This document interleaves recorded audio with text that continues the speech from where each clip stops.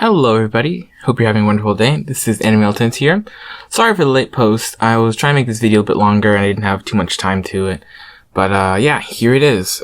So this is my first My Hero Academia What If. And with the whole naming system, I'm not really going to add a sort of kind of like a short description in the title. I'll just name it like what I think is an appropriate name and then add the description in the description of the video. But, yeah, it's pretty much it. So, after the video is done, tell me how I did, if I can do anything better, but, yeah. So, without further ado, roll the intro.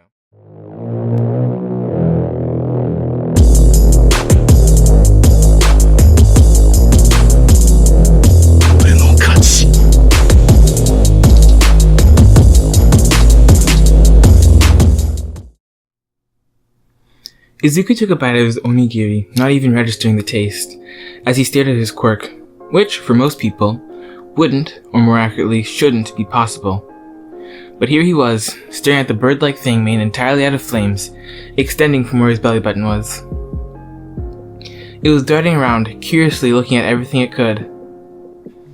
His quirk had manifested on the later end of the spectrum, about 2 months before he turned 5.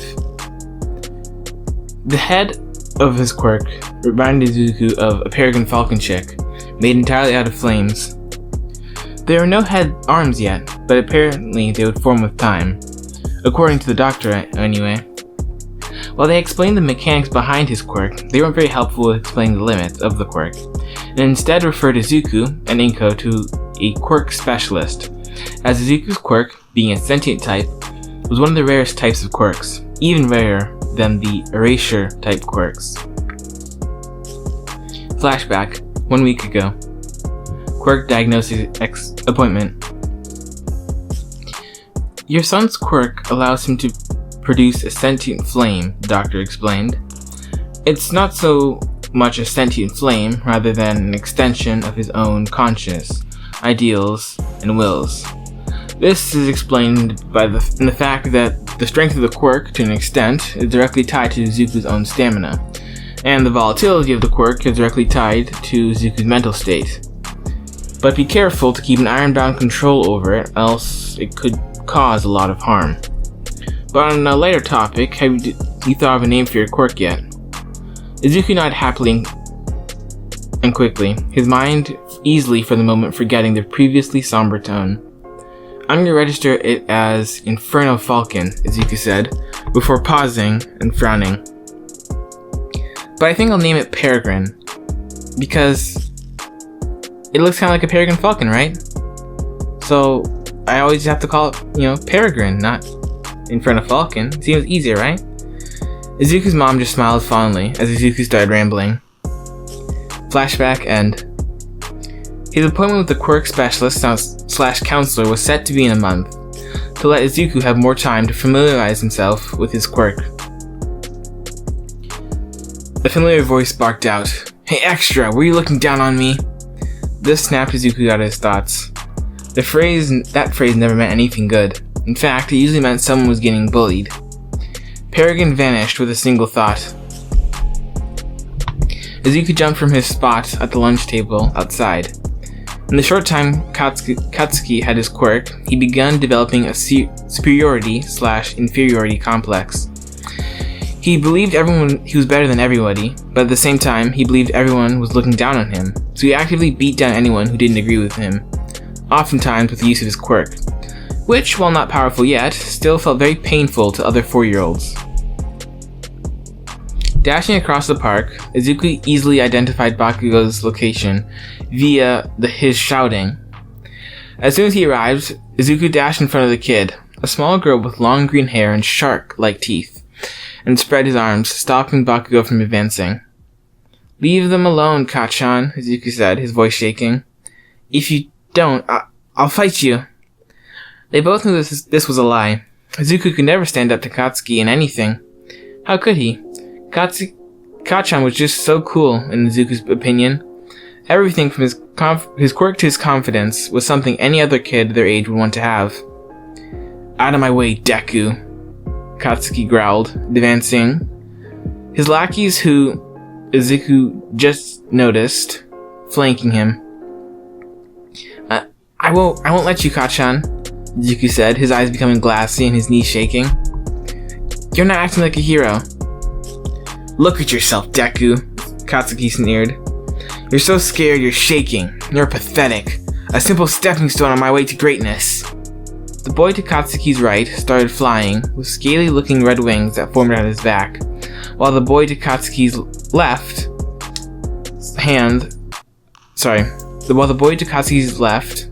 elongated the fingers on his hands. Both displays were rather useless, but to children their age, it was rather impressive.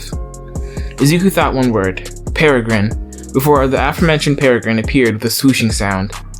It was very dramatic and flashy, but that was the goal. Izuku really only had his quirk for about a week, so any one of them, even the long fingers guy, had better control over their quirk than he did. But in the moment, most people tended to overthink and think irrationally. At the sight of Peregrine, Katsuki's lackey's resolve started cracking, and all it took was one threatening hiss from Peregrine and they turned tail and ran. Katsuki looked shocked for a second before his face went impassive, which was a really odd look for Katsuki had to have. So you finally got your quirk, huh, Deku? Katsuki paused for a second before his face darkened. But it doesn't matter. My quirk is still better. Step aside and I'll leave you alone. Your quirk actually seems pretty decent, but that doesn't mean you can step to me. I won't let you walk over everybody, Izuku said. And my name isn't Deku, it's Izuku! Katsuki breathed out sharply before raising his hands. Whatever, just so you know, you wouldn't step out of the way, so it's your fault, not mine. Then Katsuki lunged forward, hands sparking with tiny explosions. Peregrine lunged forward in response, without any extra command from Izuku. It met the first explosion head-on, stopping it, but Katsuki's second hand came out of nowhere and slammed into it. Izuku quickly recalled his quirk, out of fear of being hurt. Then, Katsuki, with Peregrine gone, turned his attention to Izuku. The first blow hit him in his stomach, the second hit Izuku in his arm, and the quirk-enhanced blows didn't stop. Although currently Bakugo's quirk was about as powerful as a small firecracker, it still stung like crazy, especially for a almost 5-year-old Izuku. Neither of them noticed the girl Izuku had been trying to protect was now gone. 5 minutes later, and one extensive beatdown later, Izuku was lying on the ground with tears streaming down his face. Stupid little Deku, always getting in my way, Katsuki grumbled, irritated, before he turned away and started stalking off. He paused when he heard something behind him. Izuku had dragged himself into a semi-standing position, knees crouched and arms hanging. His eyes burned with intensity. I hope you saved that, Katsuki, because it's never happening again, Izuku choked out. Never again am I gonna be useless. And I'll say it one more time. My name is Izuku.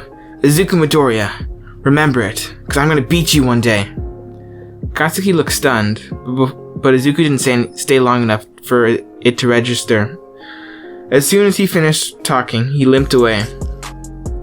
Katsuki soon after left, rage building up in him.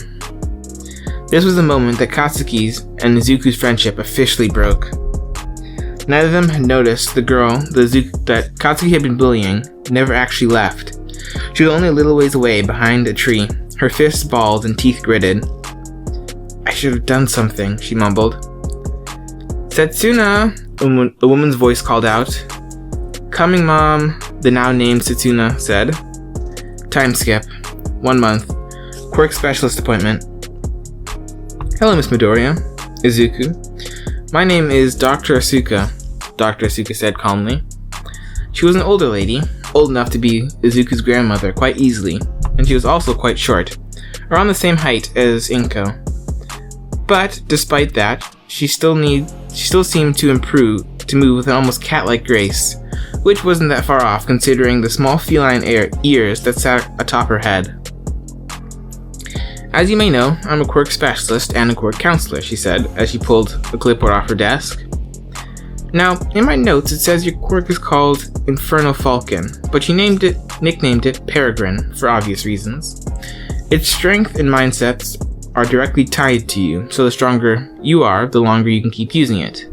In addition, Peregrine is somewhat malleable, or its body is, which allows you to make it change forms. Dr. Izuku paused for a second, allowing them to absorb the information and see if she got anything incorrect. Seeing no objection, she continued on. Put these on, Dr. Izuku said, handing Izuku what looked to be a tracksuit, and she started walking towards the door.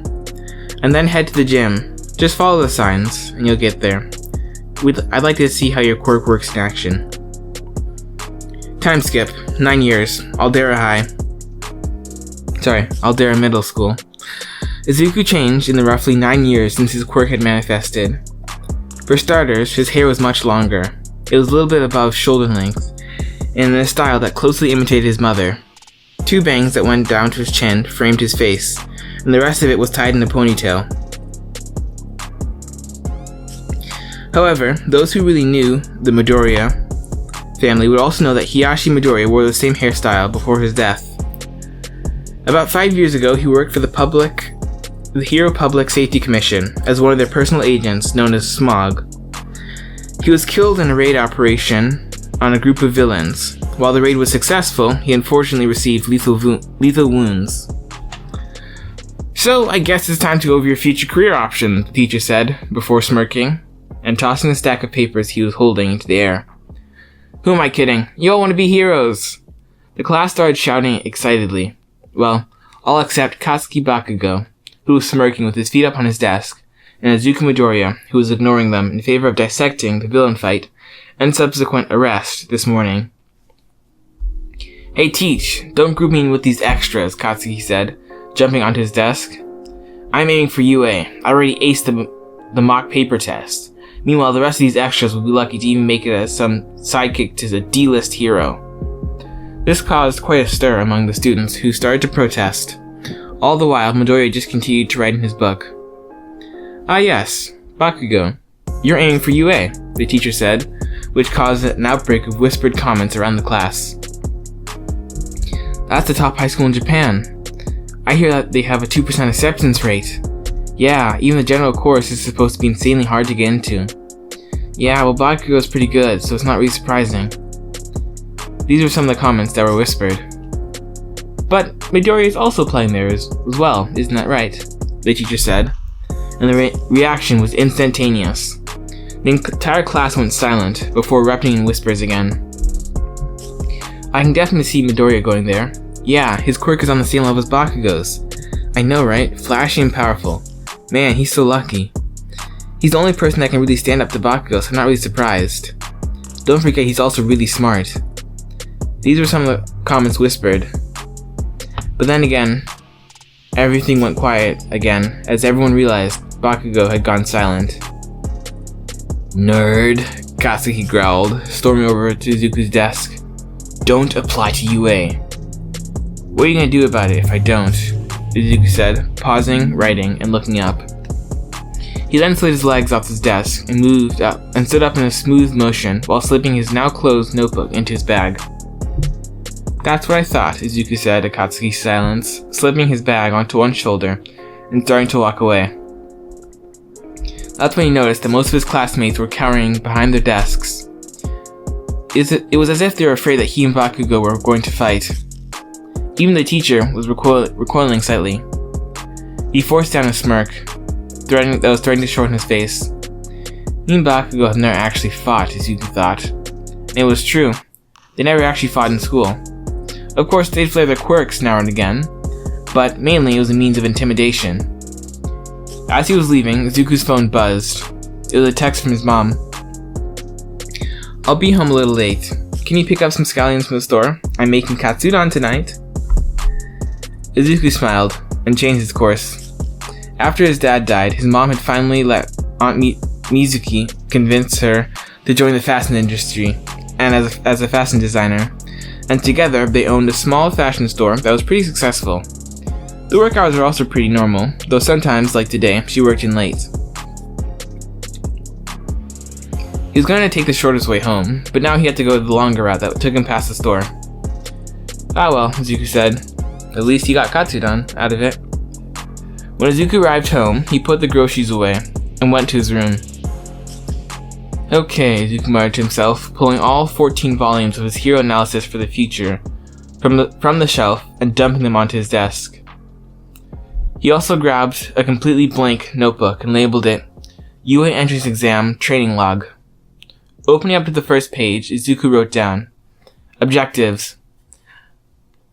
First, some sort of sustained flight using Quirk. Second, one long-range attack using Quirk. Third, increased physical attributes and stamina. Izuku paused. But where to practice, he thought. He quickly opened up a search tab on his phone and looked at a few locations. After a few minutes of searching, he found the perfect place. It was littered, so not many people would go there, and it was also already out of the way. The perfect place to train both his Quirk and his body, for 10 months before the UA entrance exam. Izuku smiled as he wrote down, training location, Dagoba Beach. Anyway guys, thanks for listening. Tell me how I did in the comments, if I did good, if I did bad, anything I could do better. But yeah, hope to see you guys in the next video.